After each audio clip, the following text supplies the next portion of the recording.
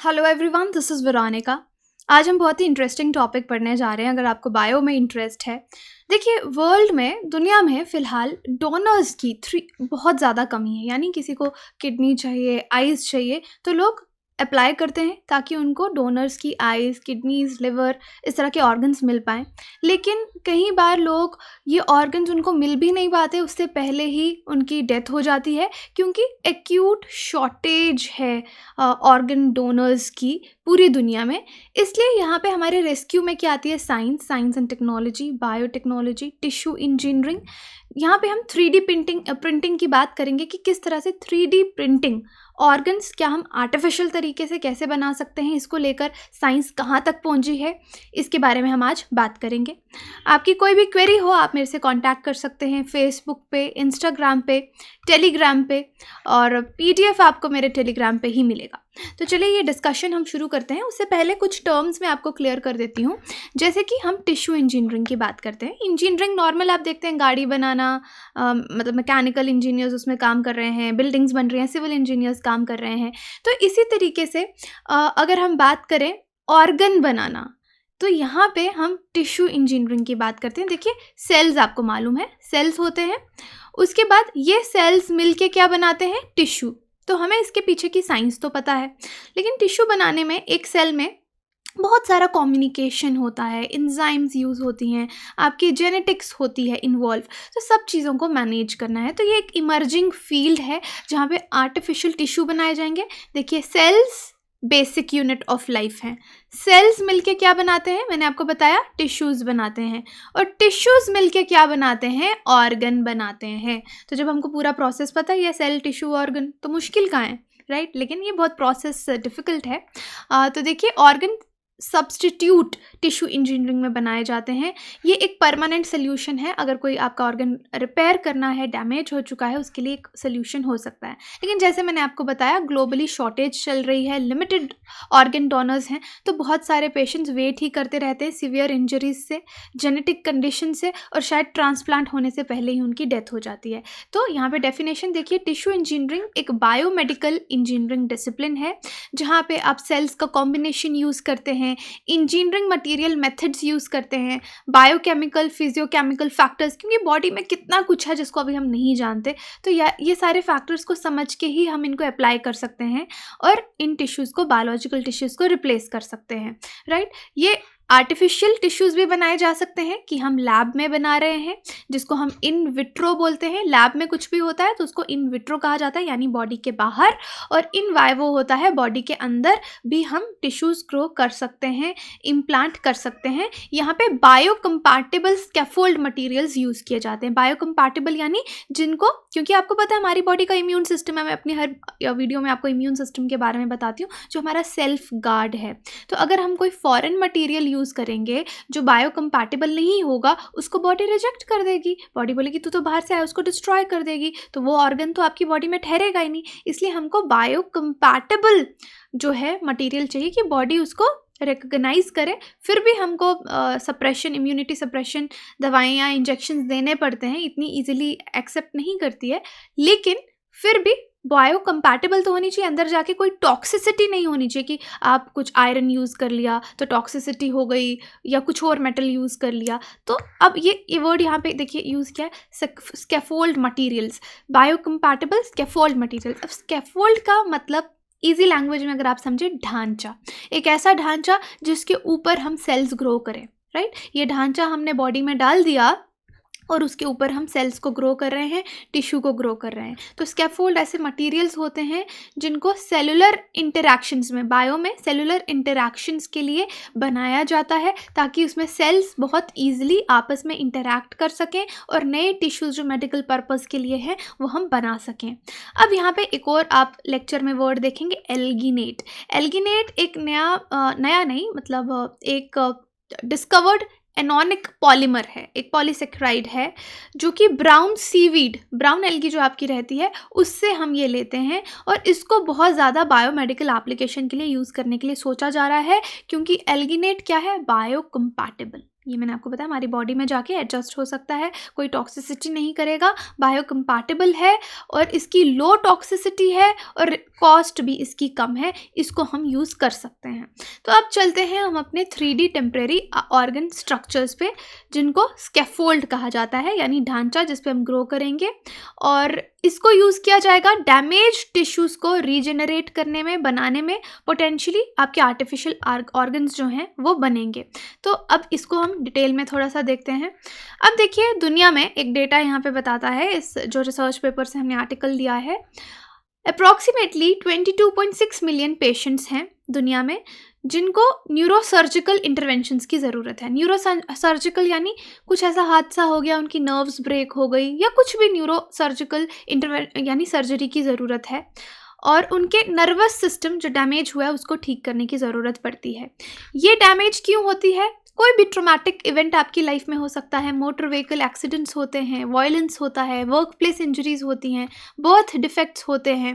तो यहाँ पे नर्व रिपेयर और रीजनरेशन का अगर कॉस्ट आप देखेंगे 2020 तक $400 मिलियन है, जो कि बहुत ज़्यादा है। अब इसको हम कैसे और ठीक कर सकते हैं? अभी जो फ़िलहाल हमारे पास सर्जिकल टेक्निक्स हैं उसमें सर्जन्स क्या करते हैं, सपोज़ किसी की नर्व ब्रेक हो गई है, ऐसे आपकी नर्व है वो ब्रेक हो गई है, टूट गई है, और अब सर्जिकल टेक्निक में क्या होता है, किसी तरह से इनको अलाइन करके आपस में, जैसे नर्व है ये ब्रेक हो गई, इसको अलाइन करके साथ में जोड़ा जाता है सर्जिकल मेथड में, और नर्व ग्रोथ को एनकरेज किया जाता है।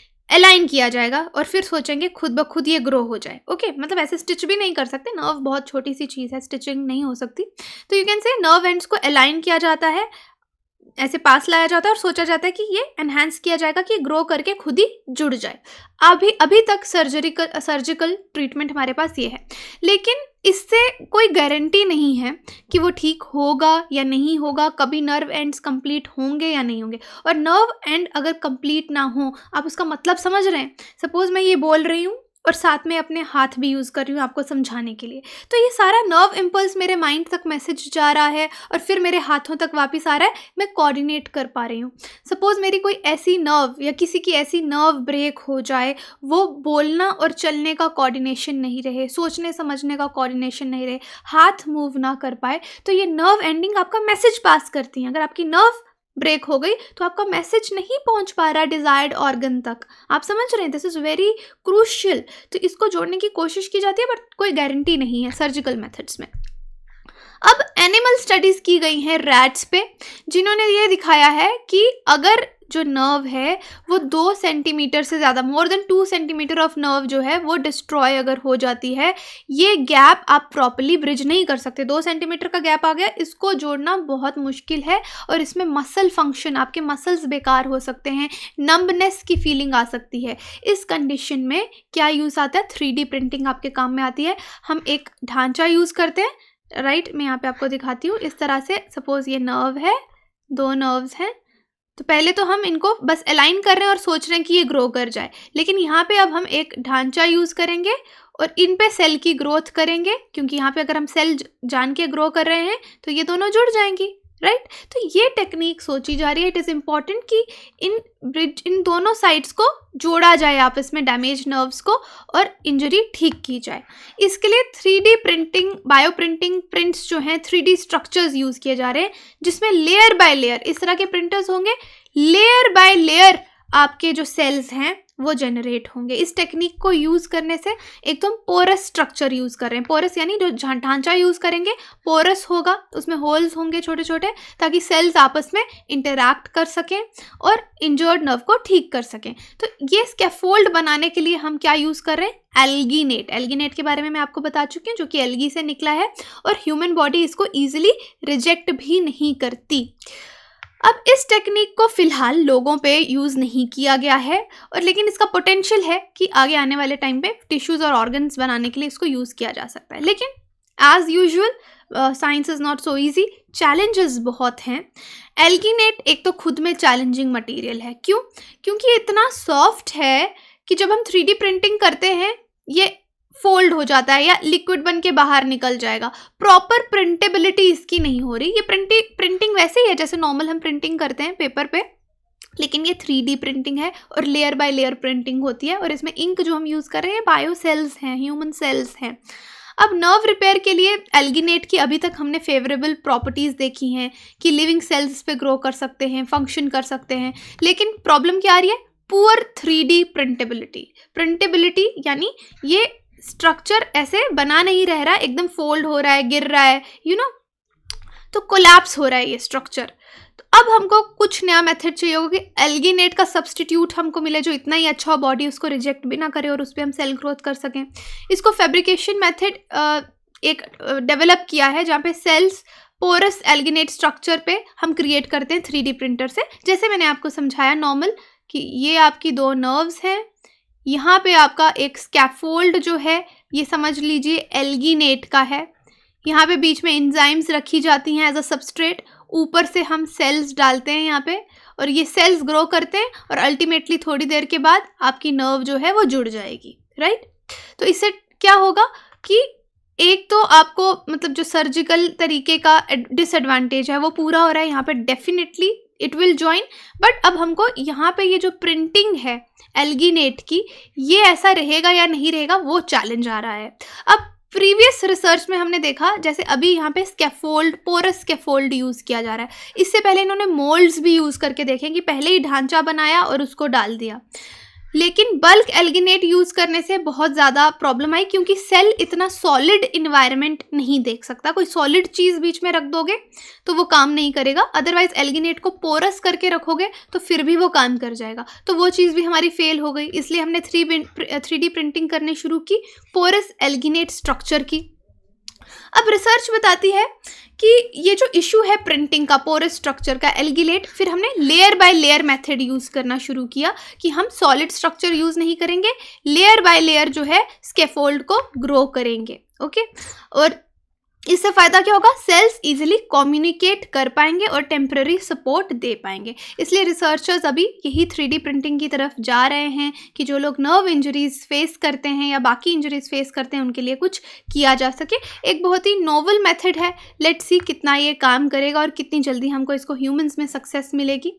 और लेकिन इसके लिए ऑब्वियसली आपको एक सेल रिस्पॉन्स बहुत अच्छे से समझना है कि सेल्स किस तरह से रिस्पॉन्ड करते हैं, आपके एंजाइम्स किस तरह से चलते हैं, राइट। तो तभी इसका जो इवैल्यूएशन है वो प्रॉपर हो पाएगा। अब बायो प्रिंटिंग देखिए जो हम कर रहे हैं, बायो प्रिंटिंग का क्या मतलब है कि मैन्युफैक्चरिंग प्रोसेस जो है बायो मटीरियल्स की, सेल्स की, ग्रोथ फैक्टर्स की, इसमें हम टिश्यू लाइक स्ट्रक्चर्स ग्रो करें और सेल्स को यूज़ करें। जैसे बायो इंक यूज़ की जा रही है इन स्ट्रक्चर्स को बनाने के लिए। बायो इंक क्या है? कॉम्बिनेशन है लिविंग सेल्स का और कोई भी कंपैटिबल बेस, जैसे हम एल्गिनेट यूज़ कर रहे हैं, कोलाजन, जेलेटिन और एल्गिनेट, नैनोसेलुलोज, कुछ भी हो सकता है, तो that makes you bio ink. तो याद रखिए bio ink is living cells plus आपका कोई बायो कंपैटिबल बेस, जो कि एल्गिनेट भी हो सकता है और बाकी एग्जांपल्स मैंने आपको दी हैं। तो फिलहाल इसमें इतनी ही रिसर्च हुई है और ये रिसर्च बहुत ज़्यादा है, लेकिन अब हमको देखना है कि किस तरीके से स्कैफोल्ड को हम स्टेबल रख सकते हैं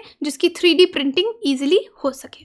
तो यही था हमारा लेक्चर। अगर आपकी कोई भी क्वेरी हो आप मुझसे कांटेक्ट कर सकते हैं, बाकी वेबसाइट विजिट कर सकते हैं, एप्लीकेशन डाउनलोड कर सकते हैं हमारे कोर्सेज़ की जानकारी के लिए। Thank you so much.